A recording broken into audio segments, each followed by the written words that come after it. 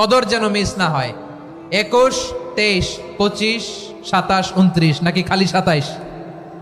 আপনারা কি খালি 27? হ্যাঁ না, ফালতামিসু ফিল আশরিল আওয়াখিরি ফিল মিনাল ভিতরি, রমজানের শেষ দশকের বেজর রাতগুলোকে কদর হিসেবে তালাশ করো। আল্লাহর হাবিব সাল্লাল্লাহু আলাইহি ওয়াসাল্লাম শেষ 10 দিন টানা ইবাদত করতেন, টানা ইবাদত। ইদা জাআল আশরু আহিয়াল লাইলা আইকাদা আহলা ওয়া জাদ্দা ওয়া শাদ্দাল মিজার, সারা রাত জেগে ইবাদতের নজির নবীজির নাই, শুধু রমজানের শেষ দশক ছাড়া। সুবহানাল্লাহ বলেন। নিজেও ঘুমাতেন না, ফাতেমা রাদিয়াল্লাহু তাআলা আনহু, আলী রাদিয়াল্লাহু তাআলা আনহু কাউকে ঘুমাতে দিতেন না, সবাইকে জাগিয়ে তুলতেন। আমরা সারা রাত জেগে ইবাদত করব, রাজি আছেন তো?